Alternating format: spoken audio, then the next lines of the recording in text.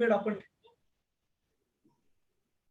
Hello मुद्दलाची परतफेड आपण करून घेत असतो आणि त्याचबरोबर ती आपल्याला व्याजाची देखील परतफेड करून घ्यावी लागते.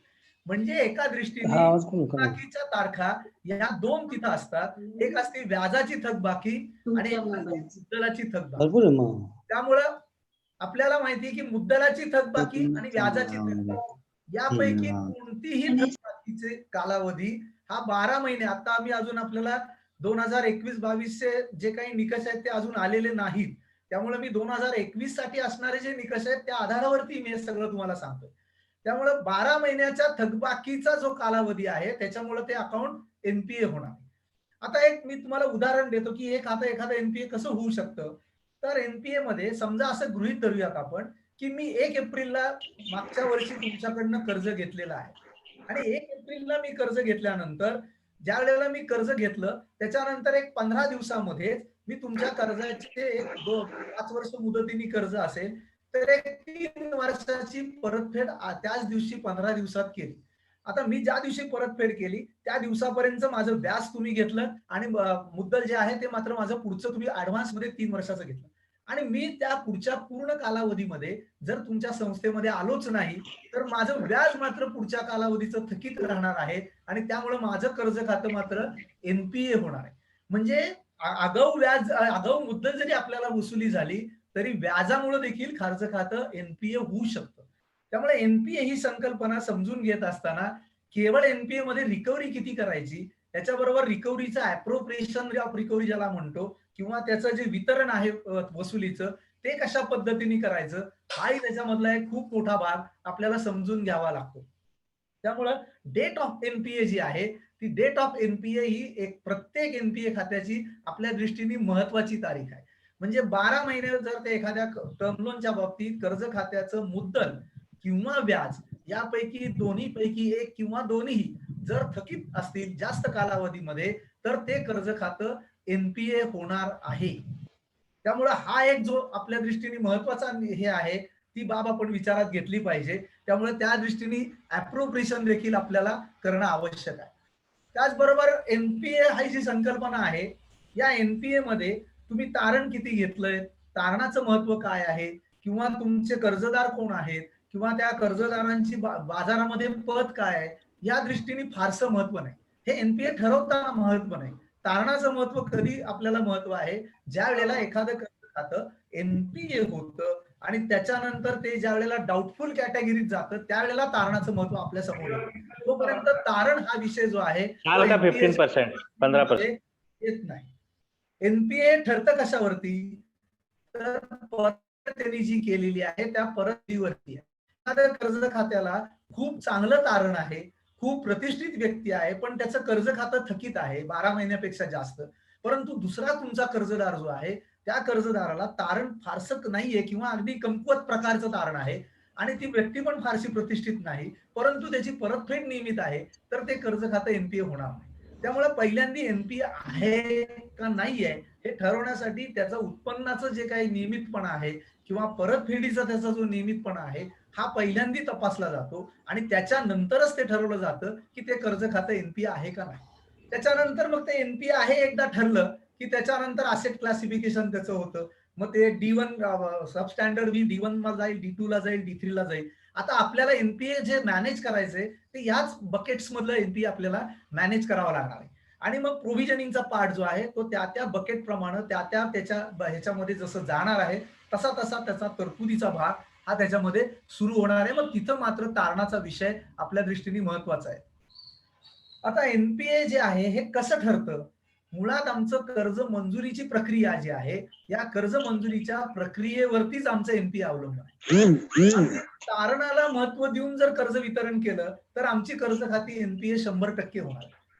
सगळ्यात महत्वाचा भाग काय की एनपीए हे तुम्ही ज्या कंडिशनवर मंजूर करता ज्या टर्म्स कंडिशन त्याला टाकता त्या टर्म्स कंडिशन प्रमाणे त्याने तुमचं कर्ज जर फेडलं तर ते एनपीए होणार नाही. म्हणजे कोणत्याही अटी शर्ती घालत असताना त्याच्या जो काही आपल्या अटी शर्ती असतील या त्याच्या उत्पन्नाचा सोर्स काय आहे कशा प्रकारचे तो परतफेड करू शकतो किंवा त्याच्याकडे काय काय अवेलेबल त्याच्यामध्ये सोर्सेस आहेत ह्या सगळ्या गोष्टींचा विचार जर आपण ते कर्ज मंजूर आता केलं, इथं कनेक्टर किंवा फायबर वगैरे मध्ये काही इश्यूच नसतो. हॅलो, तरच ते कर्ज जे आहे ते एनपीए होणार नाही. आता याच्यामध्ये सगळ्यात महत्वाचा भाग आहे त्याची रिपेइंग कॅपॅसिटी आणि पिरियड ऑफ लोन. म्हणजे त्याचं कर्ज जे आहे ते कर्ज तो परतफेड करण्याची क्षमता काय आहे आणि त्याच्याप्रमाणे त्याला कर्जाचा कालावधी किती द्यायचा, या गोष्टी आपण ठरवणं आवश्यक आहे. आपण बऱ्याच वेळेला आपले काही नियम आपण केलेले असतात की ठराविक कर्जांसाठी एक ठराविकच मुदत दिली जाईल, त्याच्या पलीकडे मुदत दिली जाणार नाही. असे जे काही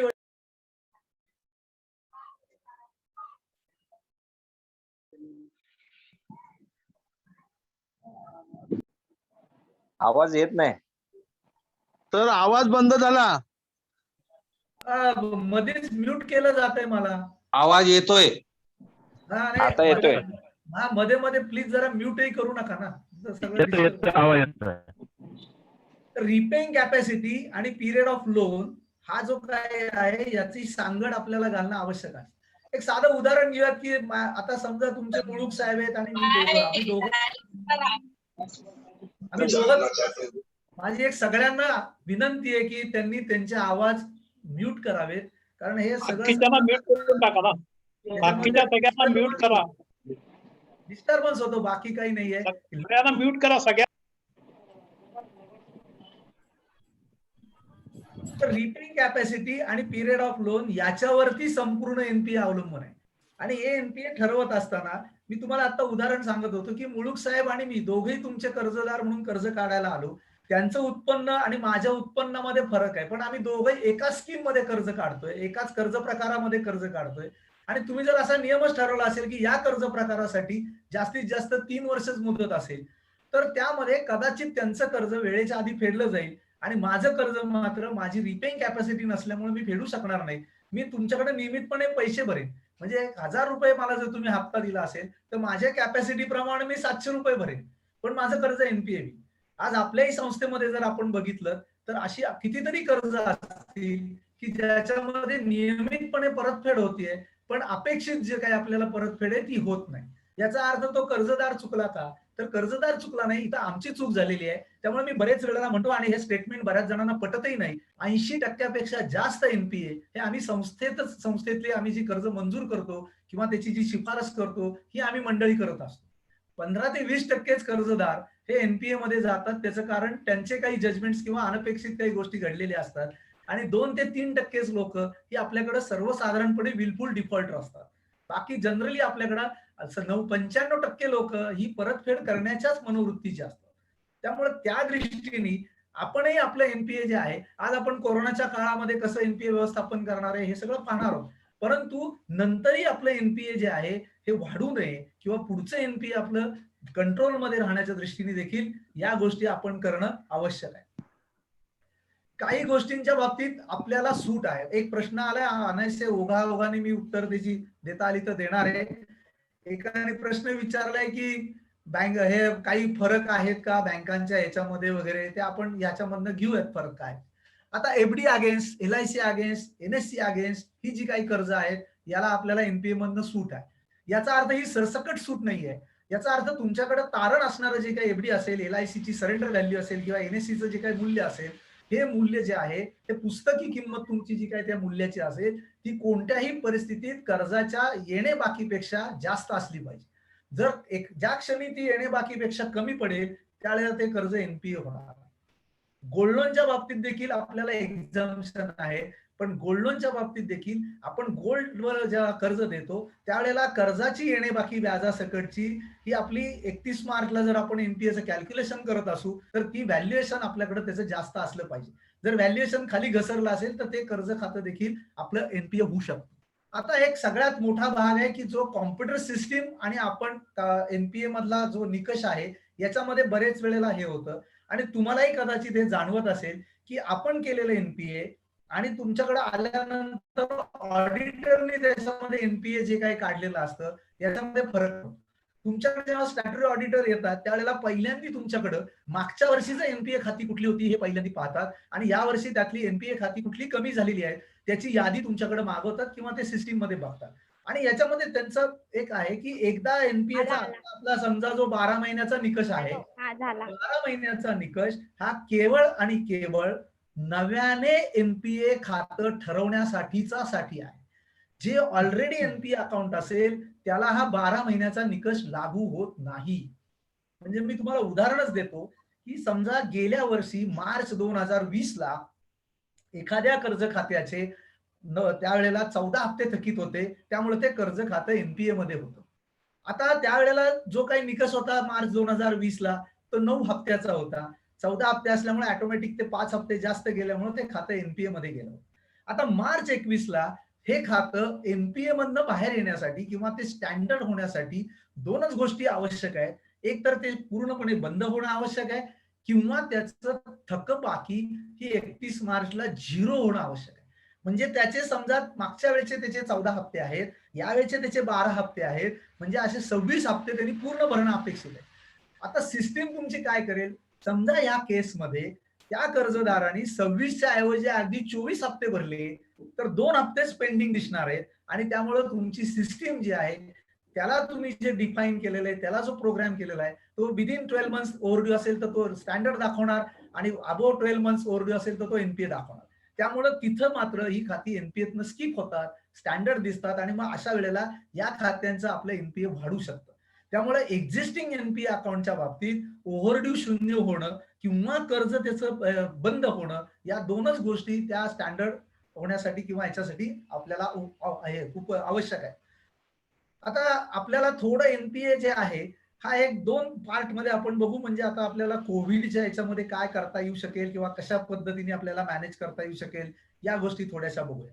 आता आपल्याला एक शासनाने गेल्या वर्षी 16 ऑक्टोबर 2020 ला रिशेड्युलमेंटची स्कीम दिली. कोविड-19च्या अंतर्गत आपल्याला स्टँडर्ड अकाउंट म्हणजे शासनाने विचार असा केला की ह्या सगळ्या परिस्थितीमध्ये ही परिस्थिती सगळ्या कर्जदारांच्या कॅपॅसिटीच्या बाहेर आहे किंवा त्यांच्या कक्षेच्या बाहेर आहे. म्हणजे ज्या लोकांची प्रवृत्ती चांगली आहे, म्हणजे साधारणपणे आपण जर विचार केला तर कोणताही कर्जाची परतफेड ही 2 महत्वाच्या गोष्टींवर अवलंबून असते आणि आपण त्याच 2 गोष्टी बघूनच कर्ज देतो. एक म्हणजे त्या कर्जदाराची प्रवृत्ती आणि दुसरं म्हणजे त्याची आर्थिक प्रकृती. आता कोविडच्या याच्यामध्ये ज्यांची कर्ज स्टँडर्ड होती याचा अर्थ त्यांची प्रवृत्ती चांगली होती, आर्थिक प्रकृती आता मात्र खराब झालेली असल्यामुळं त्यांना कुठंतरी एक कन्सेशन दिलं पाहिजे, त्यांना कुठंतरी एक आधार दिला पाहिजे. या उद्देशाने आपल्याला शासनाने एक रिशेड्युलमेंटची स्कीम दिली. मला वाटतं आपल्यापैकी बऱ्याच संस्थांना त्याचं सर्क्युलर पूर्वी आलं असेल, त्याच्यानंतर काही संस्थांनी मागणी केली म्हणून 31 मार्च पर्यंत ते वाढवलं पण होतं. आता या रिशेड्युलमेंटच्या स्कीम मध्ये देखील जर आपली स्टँडर्ड अकाउंट जर असतील तर आपण ती स्टँडर्ड अकाउंट त्याच्यामध्ये जर घेतली असतील तर निश्चित त्याचा तुम्हाला आपल्याला एनपीए कमी करायला उपयोग होणार आहे. ह्याचं कारण असं आहे की मी जर 25 लाख रुपयाचं कर्ज घेतलं असेल आणि माझा हप्ता 25,000 रुपयाचा त्यावेळेला ठरलेला असेल आणि आज जर माझी कर्जाची येणे बाकी 10 लाख रुपये असेल तरी देखील मला 10 लाख आउटस्टँडिंग बॅलन्ससाठी 25,000चा हप्ता भरणं आवश्यक आहे जोपर्यंत माझं रिशेड्युलिंग होत नाही. आता माझी आर्थिक स्थिती कोविडमुळे थोडीशी कमकुवत झालेली आहे आणि माझी कर्ज हप्ता भरण्याची क्षमता थोडीशी कमी असल्यामुळे जर तुम्ही मला रिशेड्युलमेंट करून दिलं, जे काही त्याच्यामध्ये निकष होते की राहिलेली मुदत आणि त्याच्यामध्ये एक्स्ट्रा ज्या काही त्या आपण आता डिटेलमध्ये जास्त शिरणार नाही कारण आपल्याकडे तेवढा वेळ नाहीये. त्यामुळे त्याच्या ज्या ह्याच्याप्रमाणे त्या निकषानुसार नियमानुसार जर माझं रिशेड्युलिंग केलं तर कदाचित माझा हप्ता 10,000ला येऊ शकेल आणि मी तुमच्या कर्जाची नियमितपणे परतफेड करू शकेन. माझं कर्ज स्टँडर्डच राहील, ते एनपीए मध्ये कन्वर्ट होणार नाही. म्हणजे हा एक पार्ट जो आहे हा कोविडच्या आपल्याला पार्श्वभूमीवरती कदाचित आता या वेळेला बँकांसाठी पुन्हा रिझर्व्ह बँकेने रिझॉल्युशन फ्रेमवर्कची त्यांना संकल्पना पुन्हा त्यांनी हे दिलेली आहे, कन्सेशन दिलेलं आहे. मला कल्पना नाही की शासन पुन्हा याच्यावरती विचार करून पुन्हा ही स्कीम मला एक्सटेन्शन देईल का देणार नाही हा मला काही हे माहित नाहीये. परंतु हे जर आपण आपल्यापैकी काही संस्थांनी जर हा भाग केला असेल अर्थात हे रिशेड्युलिंग जर झालं असेल तर त्याचा निश्चितपणे फायदा तुम्हाला याच्यामध्ये एनपीए हे करण्यासाठी कोरोनाच्या याच्यावरती तुम्हाला होणार आहे. त्याच्यानंतर इंटरबँक एक्सपोजरला देखील आपल्याला एक शासनाने हे दिलं कारण याच्या बाबतीत कुठलीच हे नव्हती. काढलं होतं सर्क्युलर पहिल्यांदा तेव्हा 20% तुम्हाला दिलं.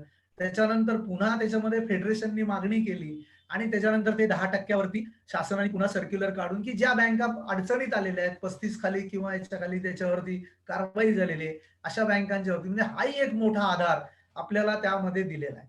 त्यामुळं ह्या ज्या एनपीए कमी करण्याच्या किंवा ह्याच्या ज्या गोष्टी आहेत या आपल्याला तिथं निश्चितच चांगल्या होऊ शकतील. मला वाटतं की आपण आता एक थोडंसं ओव्हरड्यू पिरियड आणि एनपीए मॅनेजमेंट हा थोडासा एक आपण पार्ट बघूयात. सगळ्यात महत्वाचा भाग आहे की एनपीए मॅनेजमेंटसाठी आपल्याला 1 एप्रिल पासून जागं व्हावं लागतं. असं नाहीये की 31 मार्चच्या शेवटचे 25 मार्च ते 31 मार्च आपण टार्गेट झालो आणि मग त्याच्यावरती आपण काही प्रक्रिया केली, असं नाहीये.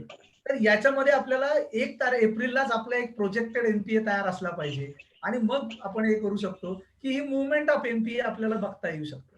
आता हा स्टँडर्ड लोन आहेत की 12 महिन्यापर्यंत असतील तर म्हणजे आता मला जर मार्च 21 नंतर मार्च 22 ला जायचं असेल तर मार्च 21 ला माझी जी स्टँडर्ड लोन्स आहेत ती स्टँडर्ड कशी राहतील याच्या बाबतीत मी काळजी घेतली पाहिजे आणि मग त्या बाबतीत मला कशी रिकव्हरी करता येईल, मिनिमम अमाऊंट रिकव्हरी कशी हे करून मला ते थांबवता येईल, हा भाग मला करता आला असेल तर मी त्यामध्ये या गोष्टी करू शकतो. त्याच्यानंतर सबस्टँडर्ड जर अकाउंट असेल तर सबस्टँडर्ड अकाउंट मध्ये देखील मला 2 गोष्टी करता येतील. एक तर ते स्टँडर्ड होईल का हे बघावं लागेल किंवा मला सबस्टँडर्डचं सबस्टँडर्ड मध्येच ठेवता येईल का आणि सबस्टँडर्ड मध्ये जर कर्ज खातं अनसेक्युअर्ड असेल तर मला त्याच्यावर जास्त काळजी करायला पाहिजे कारण त्या कर्ज खात्याचं खाली वर्गीकरण झाल्यानंतर मला एकदम 5% 50% तरतूद करायला लागणार. आता इथं एक प्रश्न असा आहे की एनपीए आणि थकबाकी याच्यामध्ये मूलभूत फरक काय, तर एक इथं तुम्हाला मी उदाहरण देतो आणि त्या उदाहरणातून आपल्याला जास्त ते स्पष्ट होईल.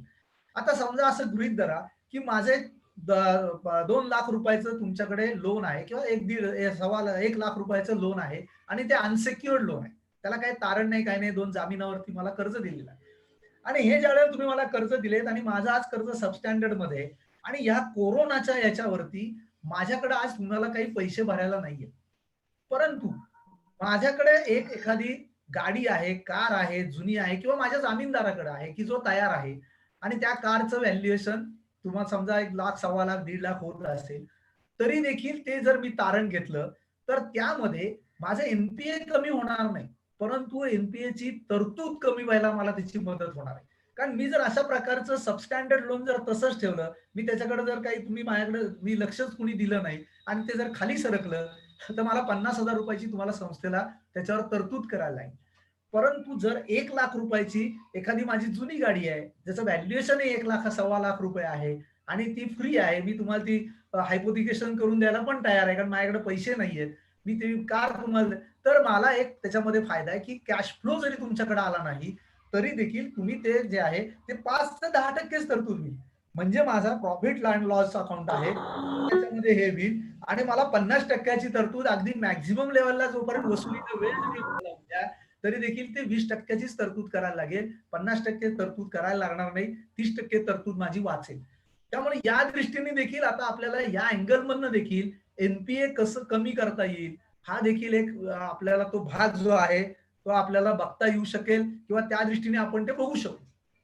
मुवमेंट ऑफ एनपीए मध्ये minimum amount to be recovered आणि 2 प्रकारच्या रकमा आपल्याला या सुरुवातीला काढणं आवश्यक असतं की minimum amount to be recovered to upgrade the account. म्हणजे मला त्या खात्याचं अपग्रेडेशन करायचं असेल तर मला ओव्हरड्यू झिरो करायचंय तर मी किती खातं त्याच्यात पैसे आणले पाहिजेत किंवा मला खालच्या त्याच्यातनं कॅटेगरीतनं वरच्या फक्त एनपीएच्या कॅटेगरीत न्यायचं असेल तर काय करायला लागेल हे मला बघायला लागेल किंवा मला त्याच कॅटेगरीत जर ठेवायचं असेल तर मला काही हे नाही. आता आपण जर बघितलं तर तुमच्याकडे सबस्टँडर्ड अकाउंट हा सगळ्यात मोठा क्वांटम असू शकतो.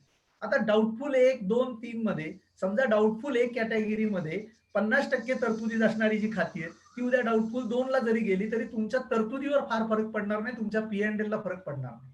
परंतु माझ्याकडे फ्रेश तरतूद वाढणार आहे का, नव्याने एनपीए काही होणार आहे का, तर ती शक्यता मला स्टँडर्ड मधनं सबस्टँडर्ड मध्ये आणि सबस्टँडर्ड मधनं डाऊटफुल मध्ये जाण्यावर आहे. किंबहुना डाऊटफुल मध्ये तारणी कर्ज देखील खाली सरकलं तरी फार फरक पडत नाही, त्याच्याकडे आपण नंतर लक्ष दिलं तरी चालू शकतो. परंतु आपल्याला या गोष्टींवर फक्त जरी म्हणजे मला कुठंतरी त्याची एक शॉर्टलिस्ट करत जर मी आलो की माझ्याकडे 200 खाती आहेत, मग या 200 खात्यांवर मी एकदम लक्ष द्यायचं का, तर नाही, मला तेवढी शक्यताही नाहीये. मग याच्यामधली माझ्या पीएनएल वरती किंवा माझ्या प्रोव्हिजनिंग वरती बॅलन्स शीट वरती परिणाम करणारी कुठली कुठली खाती आहेत की ज्यांच्यावर मी आता नाही लक्ष दिलं तर माझा त्याच्यावरती मोठा परिणाम होणार आहे, किंवा ज्यांच्यावरती मी नंतर लक्ष दिलं तरी त्याच्यावर काही फार फरक पडणार नाही. तर मला वाटतं असं आपलं टार्गेट जे आहे हे टार्गेट आपण ठरवलं पाहिजे. आपण सगळेजण, बहुतेक जण परीक्षा किंवा ह्या दिलेल्या आहेत, माध्यमिक असतील, उच्च माध्यमिक, कॉलेजच्या. आपल्याला सगळ्यांना माहिती की एखादी प्रश्नपत्रिका जेव्हा आपल्या समोर येते, त्यावेळेला आपण पहिल्यांदा सोपे प्रश्न सोडवतो. आपण असं करत नाही की पहिल्या प्रश्नापासून शेवटच्या प्रश्नापर्यंत काही झालं तरी सिक्वेन्सनी सोडायचे, येत नसला तरी त्याच्यात वेळ घालवतो का? असं आपण करत नाही. पहिल्यांदा सगळी प्रश्नपत्रिका पाहिल्यानंतर सोपे सोपे प्रश्न कुठले आहेत, ज्याच्यामध्ये आपल्या हातातले मार्क कुठे मिळू शकतील, या गोष्टी आपण हे करून आपण प्रश्नपत्रिका सोडून आपण पहिल्यांदा आपली पास मार्क होण्याचे पहिले मार्क सिक्युअर करतो आणि नंतर ऍडिशनल मार्क घ्यायचा प्रयत्न करतो. मला वाटतं ती स्ट्रॅटेजी किंवा तोच हे जे काही आहे, की आपल्याला एनपीए कमी करताना किंवा याच्यावरती आपल्याला वापरता येणं आवश्यक आहे, किंवा ते आपण वापरू शकतो किंवा वापरता येऊ शकेल. एक साधारण आपण या पंचसूत्रीकडे बघूया, की आता आपल्याला एनपीए कमी करायचं असेल तर नेमकं काय करावं लागेल, किंवा आत्ताच्या ह्याच्यामध्ये कोणत्या गोष्टी करणं आवश्यक आहे. मी तुम्हाला मगाशी सांगितलं असं की आपली ही पंचसूत्री आहे. या पंचसूत्रीमध्ये पहिल्यांदी मती याचा अर्थ बुद्धी. आपला कर्जदार जो आहे, त्या कर्जदाराचं मत परिवर्तन हा आपल्या दृष्टीने सगळ्यात महत्वाचा भाग आहे. पर्सुएशन असेल, पर्सनल त्याच्याशी भेटणं असेल, किंवा हे असेल. सध्याच्या काळामध्ये काही प्रश्न मला आलेत की आता सध्याच्या काळामध्ये आम्ही कुणाला भेटू शकत नाही किंवा हे करू शकत नाही. मला हे मान्य आहे. परंतु आज सगळ्यांकडे व्हॉट्सअप आहेत, सगळ्यांकडे आज अँड्रॉइड फोन आहेत, सगळ्यांकडे मेल आहेत. याच्या माध्यमातून आपण त्यांच्याशी संवाद साधू शकतो. आज आपण ट्रेनिंग सुद्धा, आज आपण एखाद्या व्हर्च्युअल मीटिंग घेऊन आपण ट्रेनिंग करतोच आहे ना. मला असं म्हणायचं की आपल्यापैकी किती संस्थांनी आपल्याकडचे जे महत्वाचे कर्जदार जे आहेत, या कर्जदारांनी अशा प्रकारचं संवाद साधलेला आहे, अशा प्रकारच्या मोठ्या कर्जदारांबरोबर संपर्क साधलेला आहे, अशा प्रकारच्या कर्जदारांना एक प्रकारचा आधार दिलेला आहे, की आता सध्या काय. एक साधं उदाहरण मी तुम्हाला सांगतो, की आपल्या अगदी वैयक्तिक आयुष्यामधलं, की आपल्या वैयक्तिक आयुष्यामध्ये एखाद्या वेळेस आपल्याकडे काही एखाद्या गोष्टीचा प्रसंग घरात आलेला असतो, किंवा आपल्याला काही एखादं कार्य आपण ठरवलेलं असतं. अशा वेळेला काही आपल्याला पैशांची निकट असते किंवा लागणार असते, आणि आपला एखादा जवळचा मित्र असतो. तो मित्र आपल्याला, त्याला माहिती झाल्यानंतर तो स्वतःहून फोन करून आपल्याला सांगतो की काही काळजी करू नकोस, मी तुला काय मदत लागली तर एवढ्यापर्यंत मदत करायला तयार आहे. मला वाटतं एक सायकोलॉजिकल त्याचा इफेक्ट आपल्यावरती होता. आपल्याला काही मदत लागतेच असं नाही, कारण आपण आपली सगळी पूर्वतयारी केलेली असते. तर या केसमध्ये आपल्याला एक शांतपणे झोप लागते की नाही, एवढ्या रकमेपर्यंतचा मित्राने आपला अशुरन्स दिलेला आहे, मित्राकडनं घ्यायला लागतीलच, याच्याबद्दलच आपण कधी घेणारही नाही किंवा हा भाग नाही. मला वाटतं आता जी परिस्थिती आहे याच्यामध्ये आपण पतसंस्था जे आहोत, हे आपल्या कर्जदारांचे खऱ्या अर्थाने मित्र म्हणून आता कुठेतरी आपल्याला उभं राहावं लागणार. कारण यातले जे कर्जदार आहेत, हे जेन्युअन जे कर्जदार आहेत त्यांच्या बाबतीत मी म्हणतोय, विलकुलच्या बाबतीत मी बोलत नाही. पण जे जेन्युअन आहेत, की ज्यांचं खरंच आज परिस्थिती अवघड आहे, आज त्याच्यामध्ये खूप मोठे परिणाम सगळ्यांवर झालेले आहेत. आज हे सगळे म्हणजे कर्मचारी जे आहेत ते प्रोटेक्टेड आहेत, की त्यांच्या सॅलरी काही ठराविक तारखेला जमा होतीये. पण आज बऱ्याच ठिकाणी हे प्रॉब्लेम्स आहेत. त्यामुळे अशा वेळेला त्याला कुठेतरी पर्सनली जर समक्ष भेटता येत नसेल, आपल्याला जे कोविडचे नियम आहेत तेही पाळायचे आहेत, परंतु आपण त्याच्या माध्यमातून त्याला भेटू शकतो, त्याच्याशी चर्चा करू शकतो, त्याला काही मदत लागणार असेल तर करू शकतो. त्याला ऍडिशनल काही गरज नाही. आज मशीन्स बंद आहे एखाद्याचं, 6 महिने 8 महिने मशीनच चालू नाही, त्याला ते मशीन सुरू केल्याशिवाय धंदा सुरू होणार नाही. अशा वेळेला त्याला कुठेतरी एक ऍडिशनल सपोर्ट देऊन ते मशीन सुरू करावं लागेल, आपल्याला त्याच्यामध्ये त्याला मदत करायला लागेल. सगळ्यात महत्वाचा भाग आपण एक लक्षात ठेवला पाहिजे, की तुम्ही एखाद्या कर्जदाराला जेव्हा कर्ज देता त्यावेळेला फक्त 25% रक्कम त्याची असते, 75% रक्कम आपल्या संस्थेची असते. मग त्याच्या व्यवसायामध्ये सगळ्यात मोठा भागीदार कोण आहे? आपली संस्था आहे, तो नाहीये. त्यामुळे त्याला कुठेतरी हे जाणवलं पाहिजे की नाही, खऱ्या अर्थाने ही माझ्या बरोबर आहेत आणि खऱ्या अर्थाने मला हे आधार देत आहे. आणि तुम्ही त्याच्याबरोबर जर मन मोकळेपणाने बोलला किंवा त्याच्याबरोबर त्याच्या अडचणी समजून घेतल्या तर कितीतरी मार्ग त्यातनं निघू शकतात. त्याच्या मनामध्ये काय आहे तेही तो मार्ग तुम्हाला सांगू शकतो. मला एक अनुभव असा आहे की बऱ्याच वेळेला कम्युनिकेशन गॅपमुळे बऱ्याच गोष्टी होत नाही. एकमेकांमध्ये सुसंवाद नसतो, एकमेकांमध्ये संवादच साधला जात नाही, एकमेकांच्या अडीअडचणी समजूनच घेतल्या जात नाहीत, त्याच्यामुळे प्रॉब्लेम होतो. एक तुम्हाला गमतीचं उदाहरण सांगतो. मी एकदा एका बँकेत गेलो होतो आणि बँकेत हे असताना तिथं एक थकबाकीदार, हे नंतर कळलं मला, ते काउंटरवर बोलत होते एका क्लार्क बरोबर, बराच वेळ त्यांचं बोलणं चाललं. मी ते मागं ऑफिसर आहेत त्यांच्या तिथं बसलो होतो, माझं काम होतं म्हणून. एक 15-20 मिनिटानंतर ती व्यक्ती निघून गेली आणि तो जो काउंटरवरचे ऑफिसर होते त्यांनी त्या क्लार्कला बोलवलं आणि उगाचच त्याला झापलं. त्याला म्हणले, तुला कळत नाही का, तो थकबाकीदार आहे, एवढा त्याच्याशी बोलतात का, त्याला काय एवढं महत्व द्यायचं कारण आहे. मला आश्चर्य वाटलं. मी त्या अधिकाऱ्यांना म्हटलं, अहो साहेब तुम्ही काय सांगताय त्यांना हे? ऍक्च्युअली तो तुमचा थकबाकीदार आहे, मुळात तो विलफुल डिफॉल्टर आहे का तुमचा? तो थकबाकी कशामुळे झालेला आहे, कशामुळे त्याचं खातं एनपीएत गेलेलं आहे, त्याची काही चूक असेल किंवा त्याचा काही दोष आहे का, पर्सनली वैयक्तिकरित्या त्यांनी काही मुद्दामून हे केलंय का, काही परिस्थितीमुळे तो झालाय का, याचा कुठेतरी म्हणलं आपण हे करून मग त्याच्यावर मार्ग काढला पाहिजे ना. आपण बेसिक कसं आहे की आता मला एक सांगा की तुम्ही आजारी पडलात, तुम्ही कुणाकडे जाता? तुम्ही तुमच्या डॉक्टरकडे जाता. डॉक्टरने तुम्हाला काहीही तुमच्याशी न बोलता, तुमच्याशी कुठलाही संवाद न साधता, नुसतं तुम्हाला जर झापायला सुरुवात केली की तुम्हाला कळत नाही का, तुम्हाला हे होत नाही का, तुम्ही कशासाठी हे पथ्य पाळत नाही का, किंवा तुम्हाला कुणी इकडे जायला सांगितलं होतं, असं जर डॉक्टर उद्या बोलले तर आपण त्या डॉक्टरकडे परत जाऊ का? मला वाटतं की आपण देखील हे जे आहोत एक प्रकारचे आपण एक आर्थिक त्याच्यामधले हे त्याचं आर्थिक आरोग्य बिघडलेलं आहे म्हणून तो आपल्याकडे आलेला आहे. आणि मग आर्थिक आरोग्य का बिघडलं? डॉक्टरच्या ट्रीटमेंटमुळे बिघडलं, डॉक्टरनी चुकीचं प्रिस्क्रिप्शन दिलं म्हणून बिघडलं, का त्याच्या हलगर्जीपणा मुद्दाम त्याने हलगर्जीपणा करून बिघडलं, का परिस्थितीच तशी आली म्हणून त्याच्यावर त्याचा परिणाम झाला? या सगळ्या गोष्टींचा जसा आपण ह्याच्यामध्ये व्यवहारामध्ये बघतो तसंच कुठेतरी आपण या गोष्टी पाहिल्या पाहिजेत. नाहीतर काय होईल की याच्यामध्ये आपण नुसतंच एनपी वसुली झाली पाहिजे, हे अमुक झालं पाहिजे, ते तमुक झालं पाहिजे, हे सगळं करत असताना ज्याच्याकडनं वसुली करायची आहे त्याच्याबरोबरच आमचा संवाद नाही. 1 हप्ता थकला नोटीस पाठवली, 2 हप्ते थकले नोटीस पाठवली, 6 हप्ते थकले 101 केलं. याने होईल का? मी लीगल ऍक्शन घेण्याबद्दल माझं दुमत नाहीये, ती घ्या, जिथं आवश्यक आहे तिथं घेतलीच पाहिजे. लीगल रिकव्हरीवरही माझं काही दोष नाही, परंतु लीगल रिकव्हरीपेक्षा काउन्सिलिंगनी रिकव्हरी जी आहे ती जास्त होते.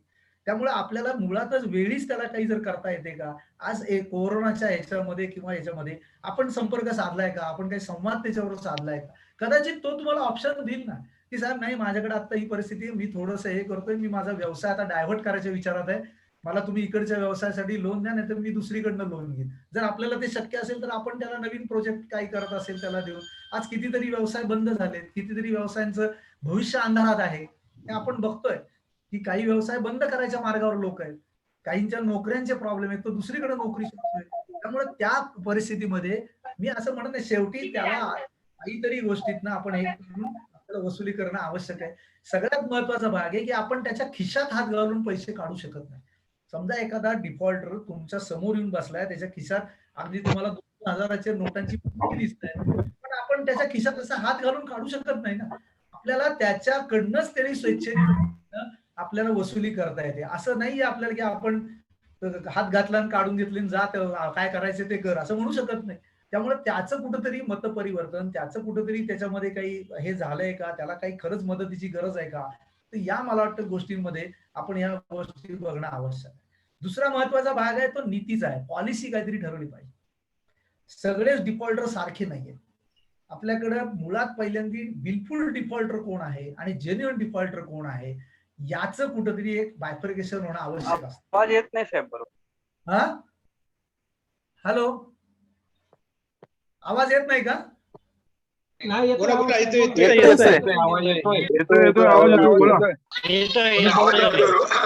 व्यवस्थित येतोय साहेब. कमी येतोय. हा ना, येतोय व्यवस्थित येतोय. आवाज ब्रेक होतोय. सर बोला तुम्ही. बोलत राहा सर, बोलत राहा. हा सर बोलत राहा. बोला सर. चालू करा. मोबाईल बंद आहे. ओके ओके येऊ द्या. नेमका साहेब बोला तुम्ही. माझा माईक मध्येच कोणतरी म्यूट करतंय, मला म्यूट केलं जाते सारखं. बोला. तर विलफुल डिफॉल्टर आणि जेन्युइन डिफॉल्टर याचं आपल्याला एक बायफर्केशन करावं लागतं. आता मगाशी मी जसं तुम्हाला सांगितलं उदाहरण डॉक्टरचं, तसंच एक आपण उदाहरण घेऊ की समजा तुम्ही डॉक्टर आहात आणि तुमच्याकडे रोज एक 50 पेशंट येत आहेत ओपीडी मध्ये. तुम्ही असं जर ठरवलं की आज सगळे येतील, त्या पेशंटला एकच ट्रीटमेंट द्यायची, एकच इंजेक्शन द्यायचं, नाही तर एकच प्रिस्क्रिप्शन लिहून द्यायचं किंवा काहीतरी करायचं. अशाने आपली डॉक्टर चालेल का? अशाने आपल्याला आपला व्यवसाय चालू शकतो का? मला वाटतं आपल्याकडे देखील अशाच प्रकारचं बरेच वेळेला होतं. आम्ही सगळे थकबाकीदार जे आहेत त्या प्रत्येक थकबाकीदाराला एकच फुटपट्टी लावतो आणि एकाच मापामध्ये त्याला ट्रीटमेंट द्यायला सुरुवात करतो. मला वाटतं कुठंतरी प्रत्येक थकबाकीदार जो आहे, या प्रत्येक थकबाकीदाराबरोबर कुठेतरी संवाद संपर्क साधून त्याचा हे होऊन पहिल्यांदा तो जेन्युइन आहे का आणि तो विलफुल आहे का. जर विलफुल असेल तर त्याला अजिबात अंजारायची गोंजारायची गरज नाही, त्याच्यावर तातडीने ऍक्शन घेणं आवश्यक आहे. कारण त्याची प्रवृत्तीच नाही द्यायची तर कशाला त्याला आपण वेळ काढत बसायचं. पण जर जेन्युइन असेल तर त्याला आपण अशा पद्धतीने न करता आपली शेवटी वसुली होणं महत्वाचं आहे, आपलं एनपीए कमी होणं महत्वाचं आहे. अन्यथा त्याच्यामध्ये प्रॉब्लेम असा होईल की आपण जेन्युइन डिफॉल्टरला जर हार्श ट्रीटमेंट दिली तर तो कदाचित विलफुल डिफॉल्टर मध्ये कन्व्हर्ट होतो. आणि अशी बरीच उदाहरणं होतात. तो माणूस म्हणतो की साहेब मी थोडे का विना पैसे भरतोय, हा तर काहीच भरत नाही, दोघांनाही तुम्ही सारखाच न्याय देता तर मी भरत नाही, काय तुम्हाला करायचं ते करा. म्हणजे या माणसाच्या प्रवृत्ती बदलण्यामध्ये आपली कदाचित आपली पॉलिसी कारणीभूत होते का, याचाही कुठेतरी आपण विचार करून विलफुल डिफॉल्टर कोण असतील त्यांना वेगळी ट्रीटमेंट, जेन्युइन डिफॉल्टर असेल त्याला वेगळी ट्रीटमेंट. डॉक्टर काय करतात, प्रत्येकाची जी काय आहे ती तिची तपासणी करतात, प्रत्येकाशी बोलतात, त्याची लक्षणं समजून घेतात आणि मग प्रत्येकाला वेगळं औषध त्याच्या आरोग्याच्या दृष्टीने किंवा त्याचा रोग बरा होण्याच्या दृष्टीने देतात. असं करत नाहीत ना डॉक्टर की प्रत्येकाला एकच औषध द्या, आज देईल त्याला एकच देऊन टाका. आपणही या गोष्टी करणं चुकीचं आहे, कारण आपणही एक प्रकारचे आपण त्याच्या आरोग्याचे डॉक्टर आहोत. ओटीएसची स्कीम आहे. आता ओटीएसची मुदतवाढ येईल, आता मागच्या वेळेला दिलेली होती, कदाचित यावेळेसही मिळेल आपल्याला, कारण या ग्राउंडवर तर नक्की मिळेल. बऱ्याच संस्था ओटीएस आम्ही घेणारच नाही, ओटीएस करणारच नाही. माझं म्हणणं जे जेन्युइन डिफॉल्टर्स आहेत म्हणून याच्यासाठी कुठेतरी बायफर्केशन केलं पाहिजे. मी अजिबात तुम्हाला म्हणणार नाही की विलफुल डिफॉल्टरला ओटीएस करा किंवा फ्रॉड केलाय त्याला ओटीएस करा, ते आपल्याला करताच येत नाही. परंतु खरंच तो जेन्युइन आहे, खरंच आपल्याला हे पटलेलं आहे की नाही याचा प्रॉब्लेम आहे आणि याच्यामधून तो बाहेर पडायच्या मार्गावर आहे, त्या ठिकाणी आपल्यालाही त्याला काही मदत करता येत असेल तर ओटीएसच्या माध्यमातून आपल्याला त्याला मदत करता येऊ शकते, आपल्याला आपलं एनपीए कमी करता येऊ शकतं किंवा त्या दृष्टीने देखील आपल्याला या गोष्टी करता येऊ शकतात. त्याच्यानंतर हे सगळं आम्ही पाहिलं, आम्ही आमची पॉलिसी जरी ठरवली तरी प्रोसिजर, रीती, सिस्टीम्स या देखील आपण ठरवल्या पाहिजे. बऱ्याच वेळेला ओव्हरलॅपिंग होतं, कुणी काय करायचं हे ठरलंच जात नाही, प्रॉपर प्लॅनिंगच केलं जात नाही, कुणी कुठल्या प्रकारे करायचं किंवा हे होत नाही. तुम्ही खेळ सगळे बघत असाल, तुम्ही फुटबॉलचा खेळ पाहिला असेल किंवा हॉकीचा खेळ देखील पाहिला असेल. बघा तुम्ही फुटबॉलच्या खेळामध्ये एक ड्रेसिंग रूम मध्ये त्यांचं प्रॉपर प्लॅनिंग होतं आणि नंतर ज्या वेळेला ते ग्राउंडवर येतात त्यावेळेला ते ठरवतात की कुणी पुढे जायचं, कुणी चेंडू कुणाकडे द्यायचा, कुणी केव्हा माघार घ्यायची आणि कुणी केव्हा पुढे जाऊन कोण काय करायचं. त्यांचं जेव्हा ते प्रॉपर प्लॅनिंग प्रमाणे ते इम्प्लिमेंटेशन ते जेव्हा करतात त्यावेळेला त्यांना तो त्याच्यामध्ये त्या सक्सेस मिळतो किंवा ते यशस्वी होतात. आपल्याकडे तसं होत नाही. आपल्याकडे एकाच कर्जदारावरती बरेच वेळेला कॉन्सन्ट्रेशन इतर लोक करतात, बरेच वेळा त्याच्यामध्ये मल्टिपल लोकांचं इन्व्हॉल्वमेंट असते. यांनी सांगायचं, त्यांनी सांगायचं, यांनी काहीतरी करायचं, असं न करता त्याचं कुठेतरी एक सेग्रिगेशन केलं, एक हे केलं. एनपीएच्या बाबतीत तुम्ही जर ठरवलं की नाही स्टँडर्ड अकाउंटची जबाबदारी ही संपूर्ण ब्रांच लेवलला असेल, ब्रांच मॅनेजर बघतील. सबस्टँडर्डची जबाबदारी ही अमुक एका ह्याच्यावरती या 2 लोकांवर, या 4 लोकांवर असेल की त्यांनी हे मॉनिटरिंग करायचं, त्यांनी सबस्टँडर्डचं अकाउंट खाली येऊन द्यायचं नाही. किंवा जी कर्ज खाती तुमची लिगल रिकव्हरीची त्याला तुम्हाला एसआरओ शिवाय पर्यायच नाही, त्यामुळे ही खाती आपोआप तुमच्या एसआरओकडे जाणार आहे. त्यामुळे मला वाटतं की कुठंतरी, नाहीतर बऱ्याच वेळेला काय होतं, एसआरओ जर ब्रांचला गेला तर त्याला 2 हप्ते 1 हप्ता थकबाकीचंही खातं त्याला सांगितलं जातं आणि वसुलीला त्याला नेलं जातं. मुळात तो त्याचा रोलच नाहीये. त्यामुळे या ठिकाणी कुठेतरी त्याचं एक सेग्रिगेशन होणं, एक ठिकाणी त्याचं प्रत्येकाचं त्याला अलॉटमेंट होणं, प्रत्येकाची एक जबाबदारी किंवा प्रत्येकाचं हे ठरवलं जाणं, या सगळ्या गोष्टी ज्या वेळेला होतील त्याच वेळेला तुम्ही हे एनपीए मॅनेज करू शकता. आज ही परिस्थिती आहे, ही परिस्थिती उद्या जाणार आहे. अशा परिस्थिती काय आज पहिल्यांदी ॲबनॉर्मल आली, ही सगळ्या जगावरच परिस्थिती आलेली. त्यामुळे त्याच्या दृष्टीने आपण कन्सेशन्स पण थोडीफार आपल्याला मिळत आहेत, परंतु मी म्हणत नाही की फार कन्सेशन आहेत, पण काहीतरी कन्सेशन्स आपल्याला मिळत आहेत. मी 100% सांगेन की बँकांपेक्षा आपल्याला खूप चांगली कन्सेशन्स पतसंस्था म्हणून मिळालेल्या. बँकांच्या बाबतीत रिशेड्युलमेंटच्या स्कीम पेक्षा आपली रिशेड्युलमेंटची स्कीम चांगली आहे. बँकांकडे कुठेही ऑडिट वर्ग त्यांनी बदलला नाही, बदलण्याचे जे निकष आहेत ते चेंज केले नाहीत, आपल्याकडे ते चेंज केले, त्याचं मार्किंग त्यांनी बदलून टाकलेलं आहे. त्यामुळे हे काही ज्या गोष्टी आपल्याला आहेत त्या आपल्याला निश्चित काही फेवरेबल आहेत. याचा अर्थ सगळंच फेवरेबल आहे असं नाही, बाहेरचं वातावरणही आज अवघड आहे, परंतु ही परिस्थिती सगळ्यांवरच आहे, सगळ्याच आर्थिक संस्थांवरती ही परिस्थिती आलेली आहे. त्यामुळे याच्यातनं आपल्याला मार्ग काढत असताना आपल्याला कशा पद्धतीने जाता येईल या गोष्टी आपल्याला हे करणं आवश्यक आहे. त्याचबरोबर या सगळ्या प्रक्रियेमध्ये मी बऱ्याच वेळेला मी सांगतो की या ह्याच्यामध्ये एक सगळ्यांना अफेक्शन असलं पाहिजे, एक प्रीती असली पाहिजे. वसुली करणं, एनपीए मॅनेजमेंट किंवा एनपीएच्या बाबतीत कमी करणं, याच्यामध्ये सगळ्यांची इन्व्हॉल्वमेंट पाहिजे. हे टीमवर्क आहे. मी नंतर माझ्या लेक्चर नंतर एक छोटीशी तुम्हाला व्हिडिओ क्लिप दाखवणार आहे, की ती तुम्हाला या सगळ्या पूर्ण लेक्चरचं तुम्हाला त्याच्यामध्ये सार मिळेल. परंतु हे जोपर्यंत तुमच्यामध्ये टीम वर्क नाही, जोपर्यंत एकमेकाला सपोर्ट, बघा तुम्ही एखाद्या खेळामध्ये जर एकमेकांना ते एकमेकाला सपोर्टच करत नसतील, एकमेकाबद्दल अफेक्शनच नसेल, तर तो खेळ सक्सेसफुल होईल का सांगा? एखाद्या खेळाडूनी दुसऱ्या खेळाडूकडे चेंडू पास केल्यानंतर त्यांनी तो घेतलाच नाही किंवा दुर्लक्षच केलं किंवा त्याच्याकडे प्रॉपरली त्यांनी पाहिलंच नाही आणि योग्य पद्धतीने ते हे केलं नाही, तर काय होऊ शकतं? तसंच आपलं होतंय. त्यामुळे याच्यामध्ये कुठंतरी हा एक अफेक्शन असलं पाहिजे, एकमेकांमध्ये प्रीती असली पाहिजे, एकमेकांनी एकमेकाला सांभाळून घेतलं पाहिजे आणि हे आता टीमवर्कचं काम आहे. ते एकट्या दुकट्याचं काम नाहीये. त्यामुळे आता या सगळ्या संकटाला सगळ्यांनी मिळून आपण जे आहे या ह्याच्यामध्ये आपण करणं आवश्यक आहे. त्याच्यानंतर गती, फॉलोअप असला पाहिजे. आपला फॉलोअप असतो. आपला फॉलोअप कधी असतो? आपला फॉलोअप म्हणजे समजा नेमकर तुमच्याकडे हप्ता भरणार आहेत 15 तारखेला, तर आम्ही 16 तारखेला त्यांना सांगतो की साहेब काल तुम्ही पैसे भरणार होतात, भरले नाही. फॉलोअप असा नाही तर तुम्ही 13 तारखेलाच मला आठवण केली पाहिजे, साहेब 15 तारखेला तुम्ही हप्ता भरणार आहात, काय होणार आहे तुमचं, नक्की भरणार आहात का किंवा हे करणार आहात का? तर या सगळ्या ज्या गोष्टी आहेत, या सगळ्याच्या माध्यमातून मला वाटतं की आपल्याला हे करता येऊ शकतं किंवा या गोष्टी आपण करू शकतो. मला वाटतं की ही एक पंचसूत्री जी आहे, या पंचसूत्रीच्या माध्यमातून आपण हे करू शकतो. दुसरा महत्वाचा भाग जो आहे की मी तुम्हाला सांगितलं की ओटीएस हा एक जो भाग आहे, हा आता आपल्याला स्वीकारण्याशिवाय पर्याय नाही. याच्यामध्ये जे जेन्युइन डिफॉल्टर्स असतील किंवा जेन्युइन ज्या लोकांच्या हे असतील, त्यांना आपल्याला कुठंतरी आता या स्कीम मध्ये बसवणं आणि या स्कीमच्या माध्यमातून आपलं एनपीए कसं कमी करता येईल किंवा त्या ह्याच्यातनं हे करता येईल, ही गोष्ट आपल्याला बघावी लागणार आहे. त्याच्यासाठीच ओटीएस तुम्हाला माहिती आहे, गेले कित्येक वर्ष आता आपल्याकडे ओटीएस ची स्कीम आहे. दरवेळेला त्याची कट ऑफ डेट पण चेंज केली जाते. त्यामुळे त्या दृष्टीने पण आपल्याला या गोष्टी करता येऊ शकतील.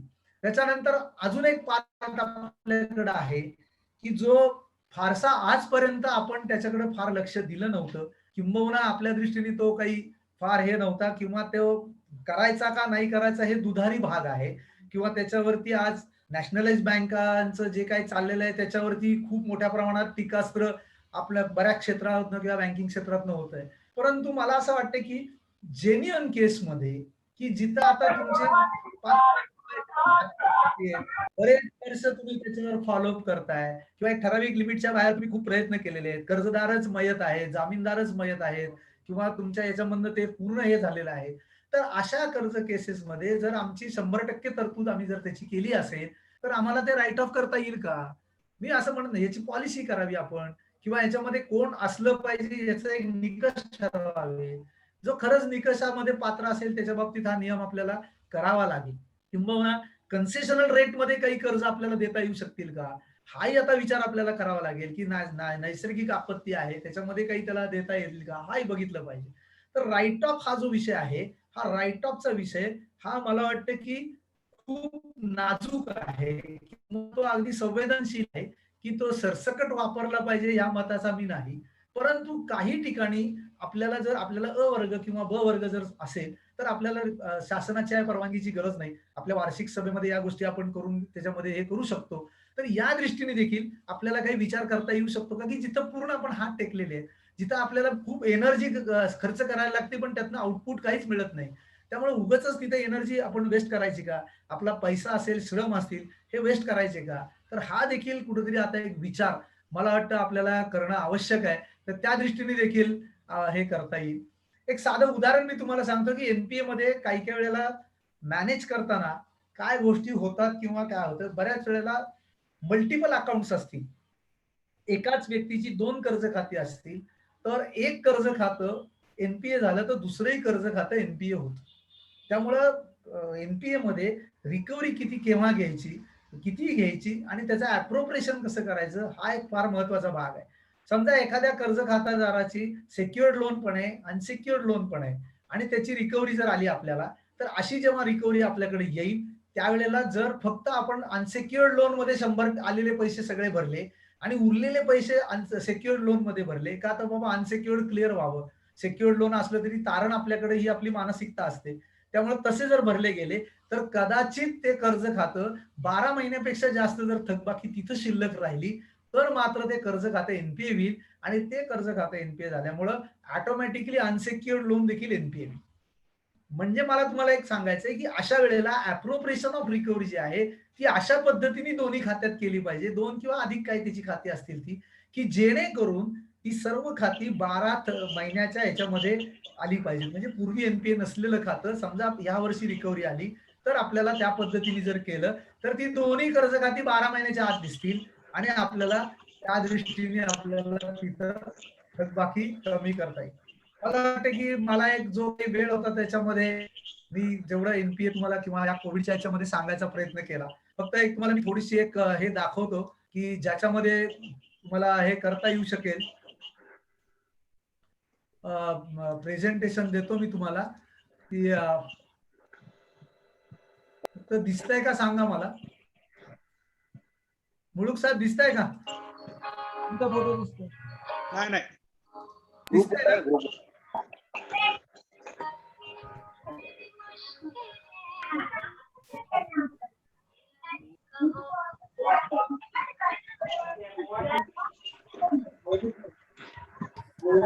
नाही दिसत अजून.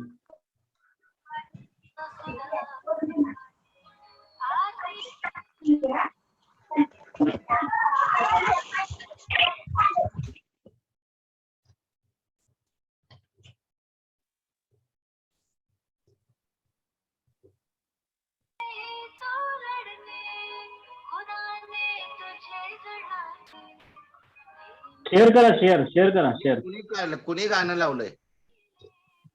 दिसत नाही का? माईक बंद करा. नाही प्रेझेंटेशन तेच आहे मला वाटतं. प्रेझेंटेशन दिसत नाही. प्रेझेंटेशन तेच गाण्याचं आहे. प्रेझेंटेशन दिसत नाही साहेब. नाही दिसत ना? प्रेझेंटेशन दिसत नाही. मला एक विचारायचं होतं. तर विचारूया आपण. तोपर्यंत अगोदर ते बघूया ना. नंतर विचारूया. स्टॉप केलं.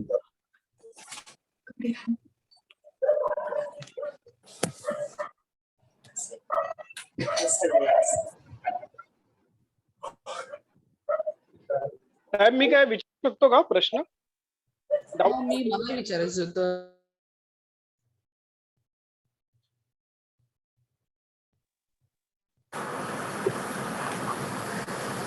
साहेब, त्या प्रेझेंटेशनला प्रॉब्लेम मध्ये कोणतरी हे करतंय. हॅलो. हा, मध्ये कोणतरी महाडी प्रेझेंटेशन स्क्रीन शेअर करतात, त्याच्यामुळे दिसत नाही. मी तुम्हाला दाखवतो 2 मिनिटं. एक 2 मिनिटात दाखवतो. टीमवर्कच्या संदर्भातलं एक छोटस व्हिडिओ क्लिप आहे. होतंय चालू होतंय.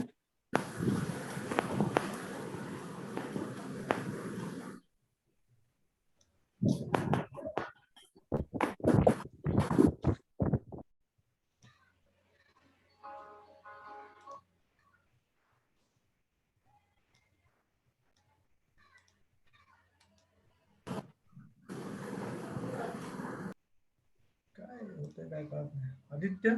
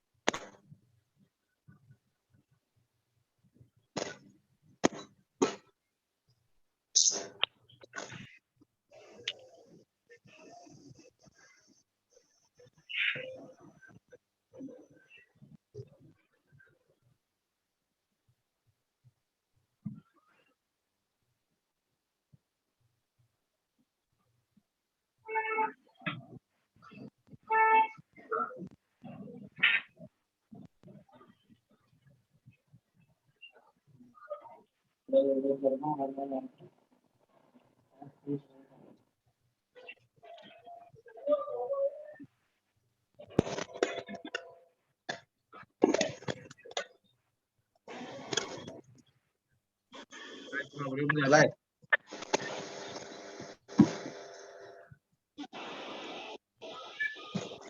हा, होतंय चालू होतंय. ओके.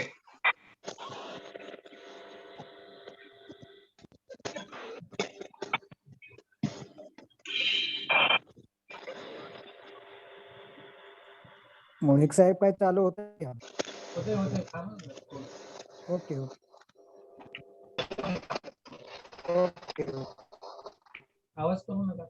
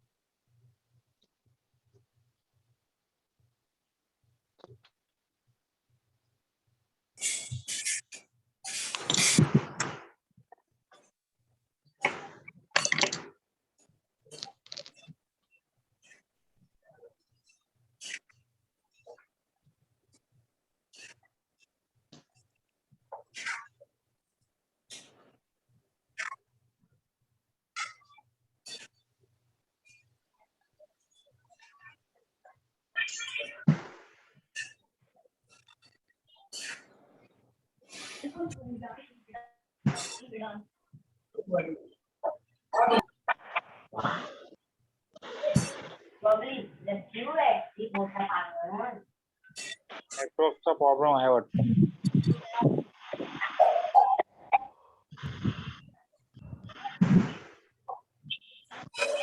रेंज मध्ये घ्या, रेंज मध्ये.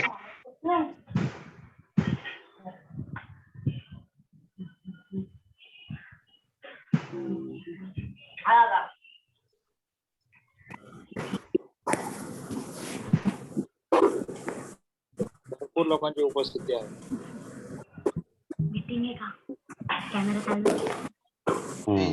316 लोक आहेत.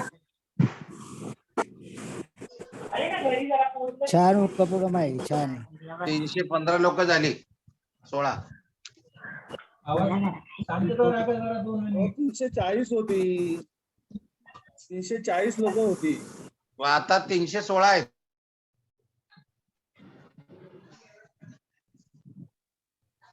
काही मूल झाले असतील, निघाले असतील काही.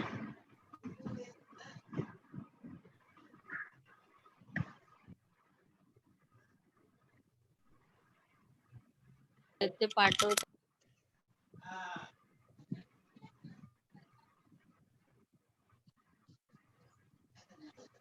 क्लिप कोणती दाखवणार आहात?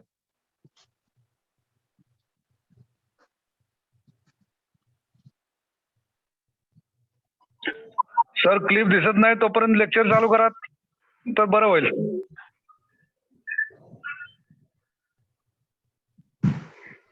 व्हिडिओ क्लिप हे नंतर येईल की, त्याला काय होते. हॅलो हा मुलुक साहेब. हा बोला ना. हॅलो हा बोला ना सर. हा ते लॅपटॉपला जरा प्रॉब्लेम आला म्हणून मी मोबाईलवर जॉईन झालो. Okay okay. काय प्रश्न काय आहेत, कुणाचे काय विचारा. हा बोला ना. प्रश्न आहे तुमचे, लेक्चर चालू करा सर. निमकर साहेब. प्रश्न नंतर विचारतो म्हणता. निमकर साहेब लेक्चर तुमचं संपलं. लेक्चर प्रश्न कंटिन्यू विचारायला करा सर. गोंधळ होणार साहेब. हा, sir lecture lecture lecture continue करा. प्रश्न म्हटलं तर व्हिडिओ- सर व्हिडिओ- विचारत असतील. लेक्चर संपलेलं आहे.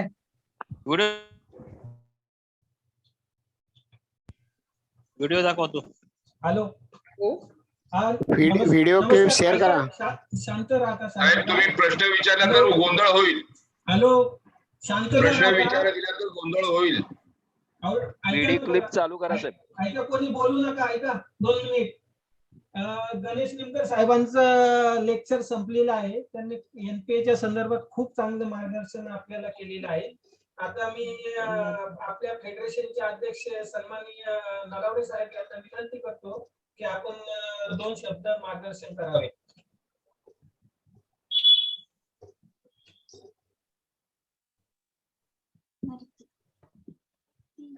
येतोय आवाज येतोय माझा? Okay okay. येतोय आवाज साहेब. साहेब येतोय. आपल्या सगळ्यांना नमस्कार. बृहन्मुंबई नागरी सहकारी पतसंस्था फेडरेशनच्या वतीने आपण कोरोना पिरियड मधले एनपीए या संदर्भामध्ये ज्यांनी आपल्याला फार चांगली माहिती सांगितली श्री गणेश निमकर साहेब आणि फेडरेशनचे सर्व पदाधिकारी, डायरेक्टर, विविध पतसंस्थांचे सर्व प्रतिनिधी आणि मित्रांनो, आज जवळजवळ 340 पर्यंत प्रतिनिधींनी सहभाग घेतला. विषय फार महत्वाचा होता. एनपीएच्या संदर्भामध्ये की जेन्युइन थकबाकीदार आणि जाणीवपूर्वक थकबाकी करणारा असं आपण एनपीएचं बायफर्गेशन करायला पाहिजे. फार महत्वाचा मुद्दा आपल्या सगळ्यांना, बऱ्याच लोकांना माहित असला तरी बऱ्याच लोकांना माहित नाही, याचं वर्गीकरण करायला पाहिजे. आणि जो विलफुल डिफॉल्टर आहे, जाणीवपूर्वक थकबाकी करतो, त्याला वेगळी ट्रीटमेंट दिली पाहिजे. आणि जो जेन्युइन म्हणजे नैसर्गिक थकबाकीदार झालेला आहे, त्यांच्याबरोबर आपण चर्चा करायला पाहिजे, लायझनिंग करायला पाहिजे. त्याच्यामुळे आपले प्रश्न सुटू शकतात. जर कर्जाला चांगलं, कर्जापेक्षा जास्त किमान किमतीचं किंवा कर्जा एवढं जर आपल्याला कव्हर असेल तर एनपीएची फार मोठी प्रोव्हिजन आपल्याला त्याच्यामुळे न करायला आपल्याला मदत होते. अशा अनेक महत्वाच्या गोष्टी त्यांनी आज आपल्याला सांगितल्या. आणि निश्चितपणे त्यांना हा किमान 2 तास जर त्यांना वेळ दिला असता तर मला वाटतं गोष्टी आणखी माझ्यासहित सगळ्यांना माहीत झाल्या असत्या. तरी सुद्धा गणेश निमकर साहेबांनी अत्यंत सुंदर असं आपल्याला मार्गदर्शन केलंय. आपण पुन्हा एकदा या संदर्भामध्ये आपण निश्चितपणे पुन्हा एकदा त्यांना बोलूया. आणि याच्यानंतरच्या ज्या आपले हे करणार आहोत आपण वेबिनार फेडरेशन तर्फे, मी प्रामुख्याने एक ह्या रविवार किंवा त्याच्या पुढच्या रविवारी मुंबई बँकेचं कर्ज धोरण या संदर्भामध्ये आपला विषय मी आणणार आहे. मुंबई बँकेचं कर्ज धोरण, कर्ज कसं मिळवायचं, का मिळत नाही, उचल घ्यायला काय अडचणी, अशा वगैरे अनेक अडचणी असू शकतात. तर या महत्वाच्या विषयावर आपण येतोय. त्याच्यामध्ये त्याची उत्तरं द्यायला त्या ठिकाणी मुंबई बँकेचे मॅनेजिंग डायरेक्टर येणार, त्या ठिकाणी संबंधित नागरी पतसंस्थांचे कर्जाचे कर्जाधिकारी येणार आणि मी स्वतः त्या ठिकाणी असणार. तर तो एक महत्वाचा विषय आम्ही तुमच्या समोर आणतोय. आणि असेच नवनवीन विषय आपण टॅक्सेसच्या संदर्भामध्ये सुद्धा आपण फार महत्वाच्या इन्कम टॅक्सच्या संदर्भामध्ये आपण पुन्हा फार कन्फ्युजन आहे इन्कम टॅक्सच्या संदर्भामध्ये सुद्धा. असे फार लोकांना खूप अडचणीत आणणारे जे विषय आहेत, ज्याच्यामुळे नेहमी अडचणी येतात, ते असे नवनवीन विषय. फक्त कसं आहे, आपल्याला चांगले माहिती देणारे, चांगले मार्गदर्शन करणारे लोकांची गरज असते. आणि गणेश निमकर साहेबांना आज आम्ही या ठिकाणी बोलवलं आणि मी पुन्हा एकदा त्यांचे आभार मानतो, आपल्या सर्वांचे आभार मानतो. आणि 12:35 होऊन गेलेत. मी आपल्या सगळ्यांचे आभार मानून मी या ठिकाणी थांबतो. जय हिंद, जय महाराष्ट्र. धन्यवाद साहेब. धन्यवाद साहेब. धन्यवाद साहेब. संजय गरुड. धन्यवाद साहेब. धन्यवाद साहेब. बंडूकर वळ. धन्यवाद साहेब. धन्यवाद साहेब. धन्यवाद. धन्यवाद साहेब. उपस्थित सर्व पतसंस्थांच्या प्रतिनिधींचे धन्यवाद. धन्यवाद सर. आभार मानतो. आणि आजची धन्यवाद मुलुक साहेब. धन्यवाद मुलुक साहेब. धन्यवाद साहेब. धन्यवाद साहेब. आपल्याचे जाहीर करतो. धन्यवाद. आभार यावर. Hello hello. धन्यवाद साहेब. धन्यवाद. प्रेझेंटेशन होतं, काय झालं? हॅलो प्रॉब्लेम झालाय त्यांचा. पवार साहेब. हॅलो. हॅलो साहेब, काय होतं पवार साहेब? साहेब, मला एक विचारायचं होतं. जे आता रिसेटलमेंटचे जे दिलेलं आहे, 16 रिसेटलमेंटचं जे पत्रक दिलेलं आहे ते उशिरा मिळालेलं आहे आम्हाला. तर त्याची मुदत वाढलेली आहे का?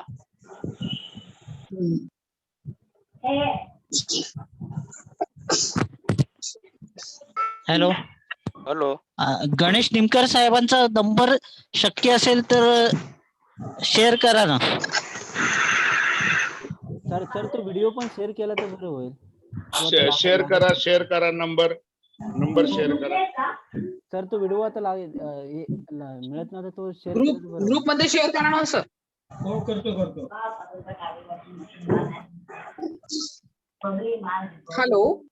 हा बोला. सर मला रिशेड्यूल पेमेंटची नाही का पॉलिसी बद्दल माहिती पाहिजे होती. बाकी कोणतरी मध्ये शेअर करतायत. हॅलो.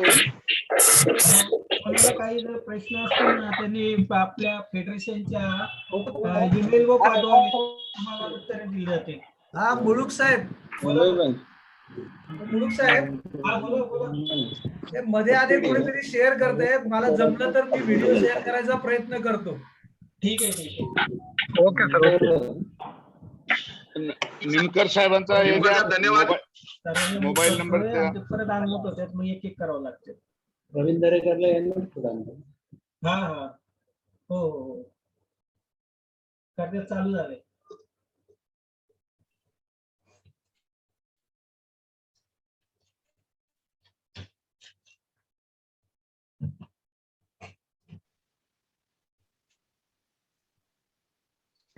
मीटिंग.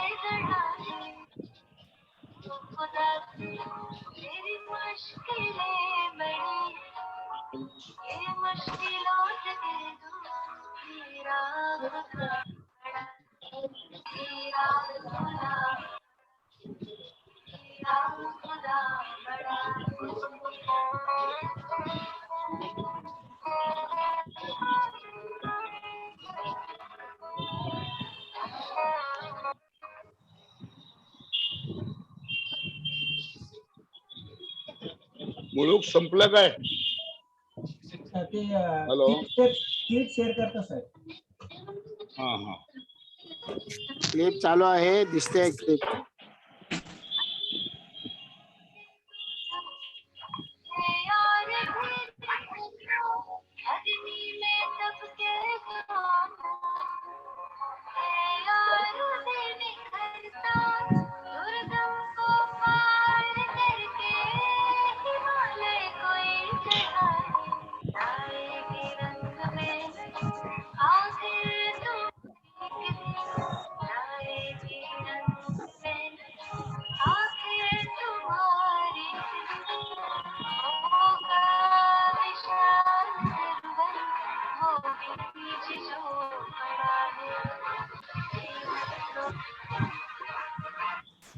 मला वाटतं की जे मला सांगायचं होतं ते या व्हिडिओ मधनं तुम्हाला जास्त समजलं असेल, कारण इथनं पुढचा किंवा कुठलाही एनपीए मॅनेजमेंट हा जो विषय आहे किंवा कोणताही विषय असेल, पतसंस्था चालवताना टीमवर्क फार महत्वाचं असतं आणि टीमवर्क कशा पद्धतीने असलं पाहिजे, आपल्या टीम मधले मेंबर कसे असले पाहिजे किंवा कशा पद्धतीने आपण टीमवर्क करून कुठलंही काम आपण किती यशस्वीपणे करू शकतो हे सांगण्याचा प्रयत्न माझा या छोट्याशा फिल्म मधनं हे होता.